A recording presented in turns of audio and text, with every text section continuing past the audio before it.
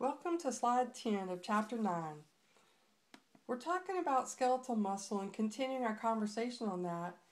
And when we think about each individual muscle, say just a bicep in your arm, for example, it has its own blood vessels, its own nerve supply, and its own connective tissue.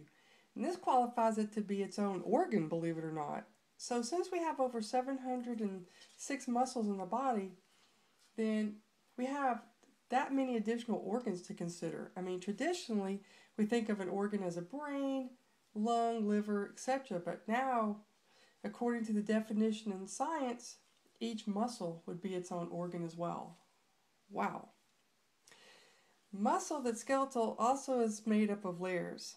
And there are 3 layers to muscle tissue, like skeletal muscle, for example. The first or innermost layer is called the endomysium.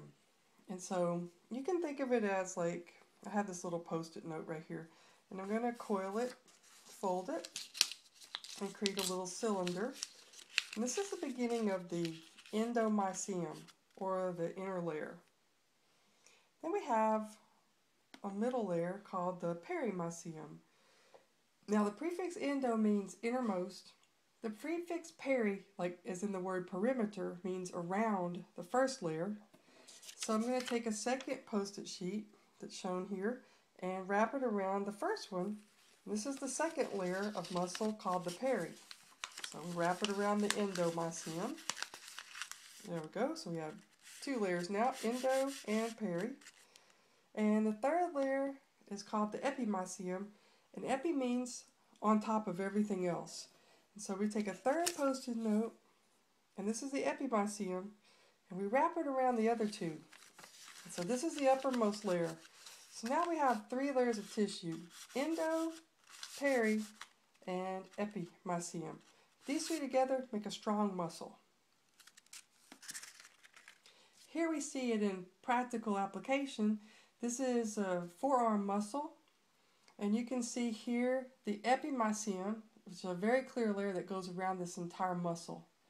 You can see the perimysium that's going around one bundle of muscle tissue. And here we see the innermost muscle fiber, or endomysium, which is basically equivalent to one of these strings, kind of like if you have roast beef and you're sitting down to eat roast beef, and you can pull out the individual pieces of roast beef. Those would be muscle fibers. So you can also see striations, stripes, if you will, on the skeletal muscle. And one unit of muscle is called a fascicle. And that'll be important in the second part of chapter 9. This is basically just a review. We did this last week when we were talking about muscles. Just a reminder that muscles attached to the skeleton by tendons. The tendons that attach to the most stable bone are called the origin. The tendons that attach into the most movable bones, like here in the elbow, the insertion point.